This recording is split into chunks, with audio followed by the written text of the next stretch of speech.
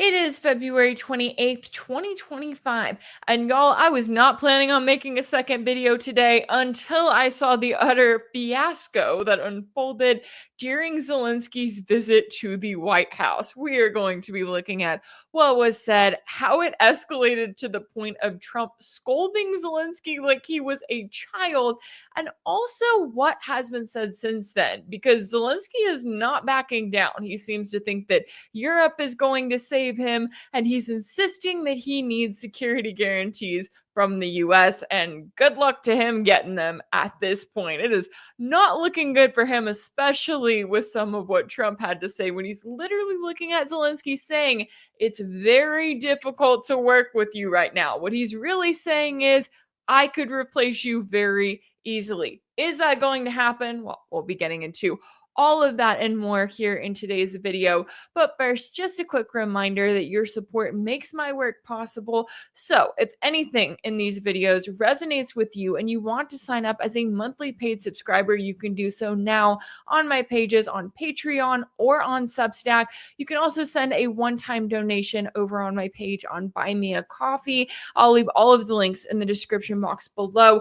And be sure to check out the interview that I posted earlier today with Kavorek Almasian, where we talked about all of the latest happening in Syria. Very important information. I know it's not the main topic of today that everyone is talking about, but definitely good information to check out when you have the time.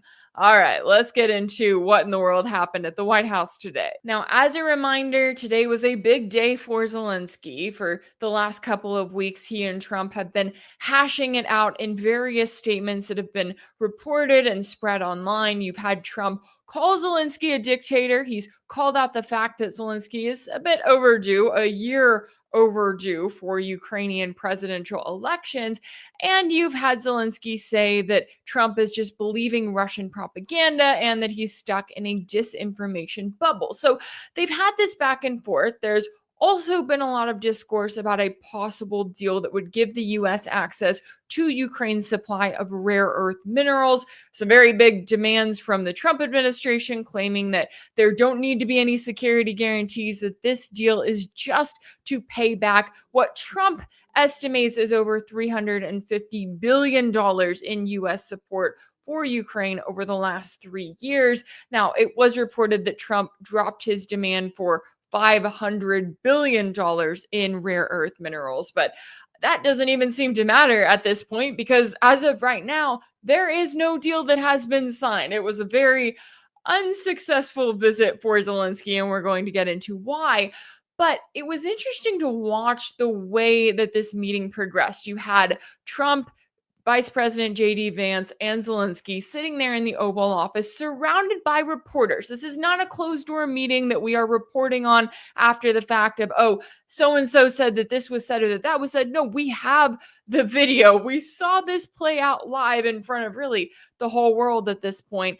And what I thought was interesting was you had J.D. Vance. He kept bringing up the need for diplomacy, right? Because that has been Trump's focus. We need to end the war in Ukraine. We need to focus on diplomacy. Look, he knows that the US and that NATO, that they are not going to win this war against Russia on the battlefield. They're certainly not winning it right now. So then Zelensky chimes in and he decides that his trump card, if you will, is to bring up the Minsk Accords of 2014 and 2015, which were supposed to lead to a ceasefire. Absolutely. A ceasefire not between Ukraine and Russia, because that wasn't needed at the time, but between the newly installed Western-backed Kiev regime and the newly declared independent republics in the Donbass region, filled with primarily ethnic Russians who were being attacked and targeted by the newly built up extremists in Kiev who were making it illegal to speak Russian. They were targeting everything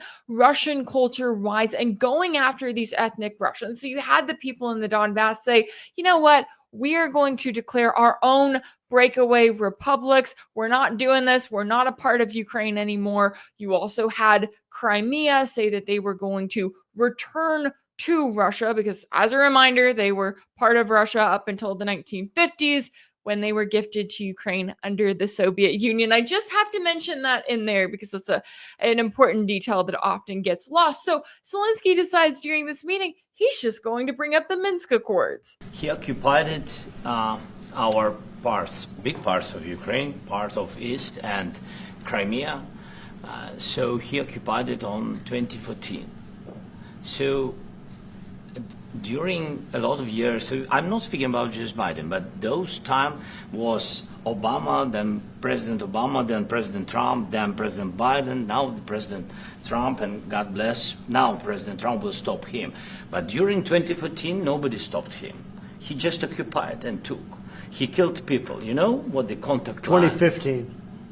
2014. 2014. Well, 2014. Yeah. So I was not here. Yeah, but, That's exactly right. Yes, but during 2014 till 2022, the situation the same. The people have been dying on the contact line.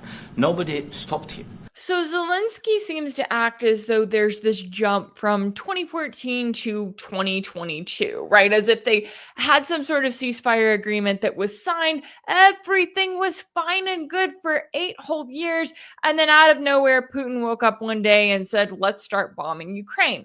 That is very clearly not what happened. But what I was mentioning earlier about Kiev targeting these independent republics in the Donbass region, they killed thousands of people there over the course of those 8 years. And Russia kept coming out. They kept calling on the international community to respect the Minsk Accords over and over again. Then come 2019, and this guy, this comedian turned actor turned presidential candidate named Zelensky, he was elected on the platform of peace, on the platform of let's all work together. We know that there are, interests coming from Europe, from the US, and from Russia. Let's find a way to work together.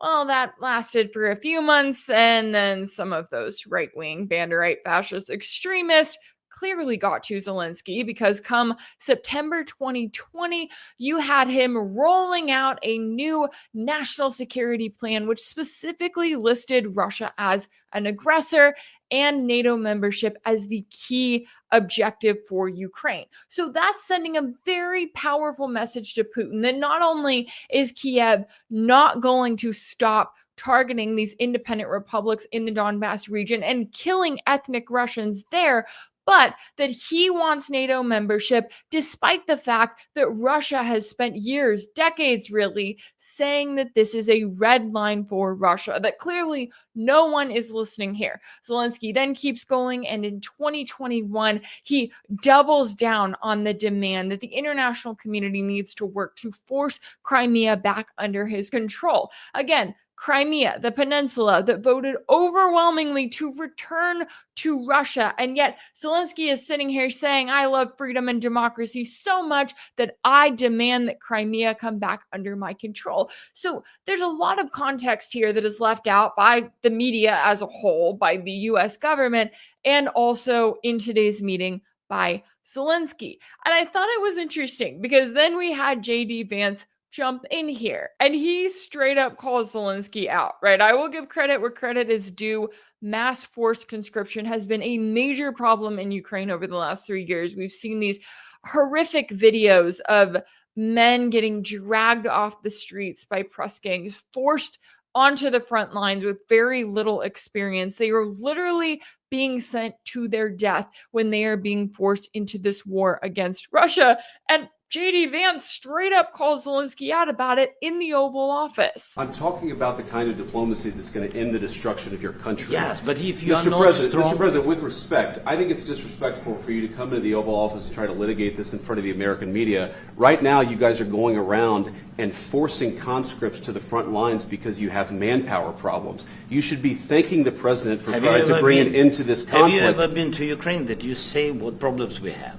I have been to. Come once. I've actually watched and seen the stories, and I know what happens is you bring them on a propaganda tour, Mr. President. Do you disagree that you've had problems? And you watch Trump sit there for a second, right? He watches this discourse kind of unfold. And the point when he decides to jump in is when Zelensky decides that he is going to start lecturing the president and vice president of the United States, the country that he is currently visiting, to beg for more money and more support and future guarantees for future conflicts against Russia. He is there to ask for their help, and yet he's sitting there and deciding that he is going to start lecturing them on the problems that we have here in the United States. God bless. You don't know that. God bless. You don't know God that. bless. You will not have a war. Don't tell us what we're going to feel. We're trying to solve a problem. Don't tell us what we're going to feel. I'm not telling you. Because I'm you're in no answering on position this to question. dictate that. That's Remember exactly what this. I'm not You're dictating. in no position to dictate what we're going to feel. We're going to feel very you will good. Feel influence. We're going to feel very I'm good and telling very you, strong. You will feel influence. You're right now not in a very good position. You've allowed From the yourself very- to be in a from very the very bad position, beginning and he of the happens war. to be right about From it. the very beginning of the war. You're not Mr. in a Brown, good position. I You don't was have in the cards right now.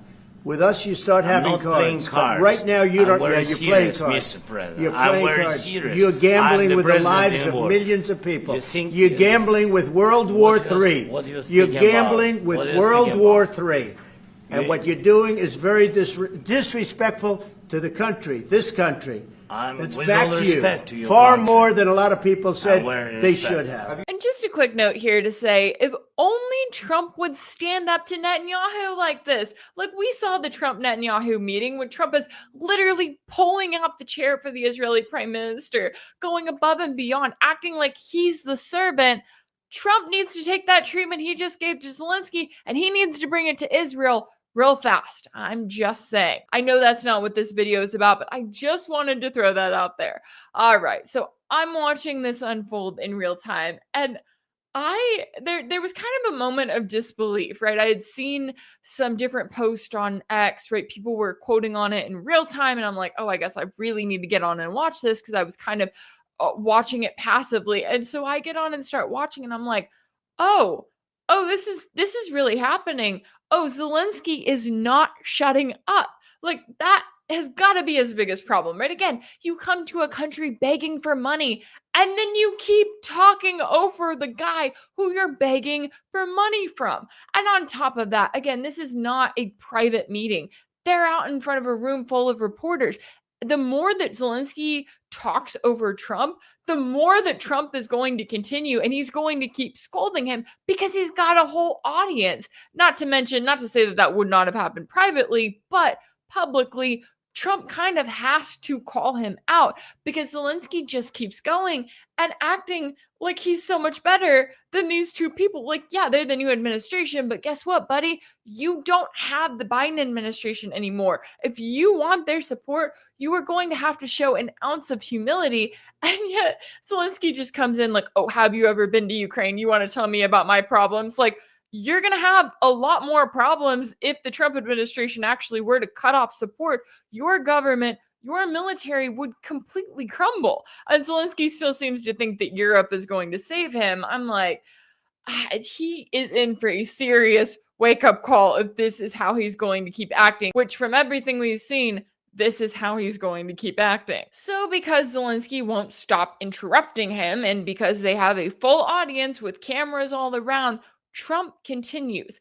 And that's when he calls Zelensky out on the fact that and he makes it more so but it needs to be noted, if Kiev is not winning a war against Russia, then that means that the US isn't winning it, and that all of NATO is not winning it. Therefore, they are losing a war against Russia. That's what Trump's saying here. Your country is in big trouble. Can I Wait a answer? minute. No. Can You've I done a lot answer? of talking.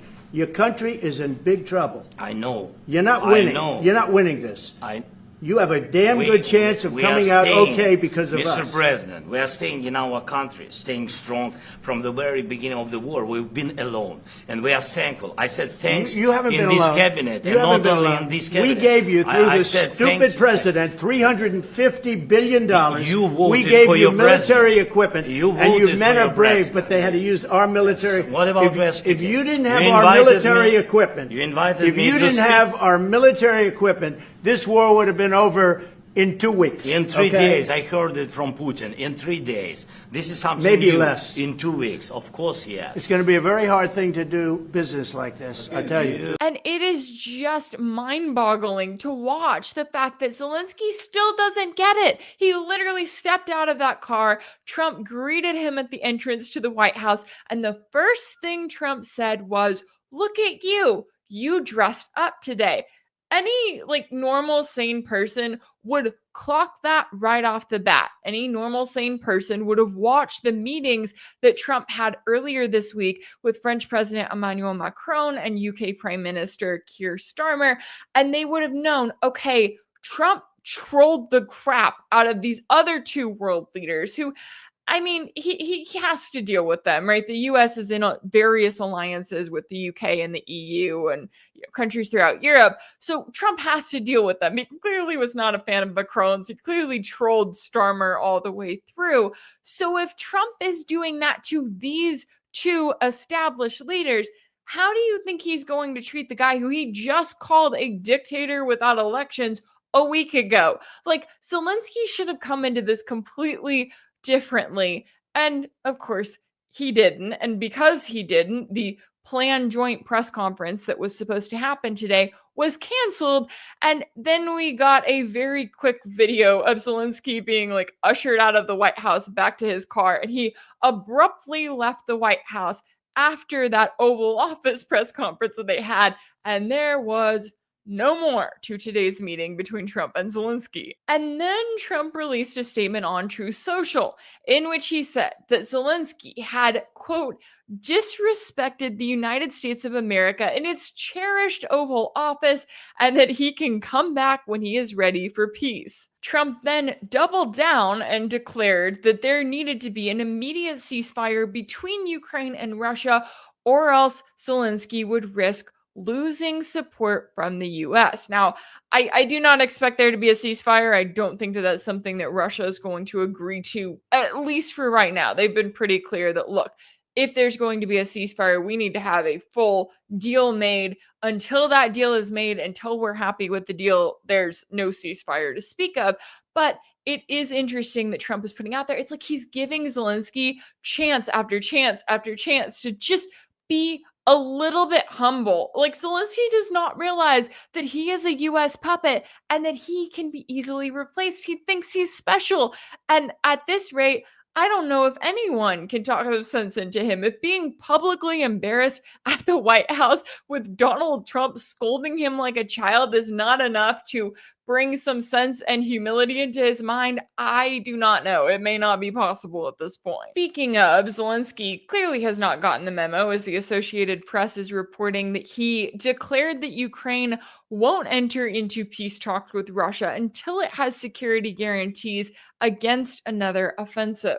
And as for right now, any talk of a possible minerals deal between the US and Ukraine seems all but non-existent, which is also interesting because you have reports coming out saying that Trump did not even want to meet with Zelensky today, that he tried to get out of it. At least that's according to French media, which reported that Trump planned on canceling this meeting, but that Macron intervened on behalf of Zelensky. And I know that a lot of people have been talking. There's been a lot of questions about, was this all a setup, right? Was this some sort of planned meeting that Zelensky was going to come to Washington, D.C. and be completely humiliated by Trump to make it look like Trump is this powerful world leader, that he's calling out Zelensky and that he's taking control of the situation? And then is nothing going to change as a result? Is the U.S. going to keep supporting Ukraine and keep propping up Zelensky?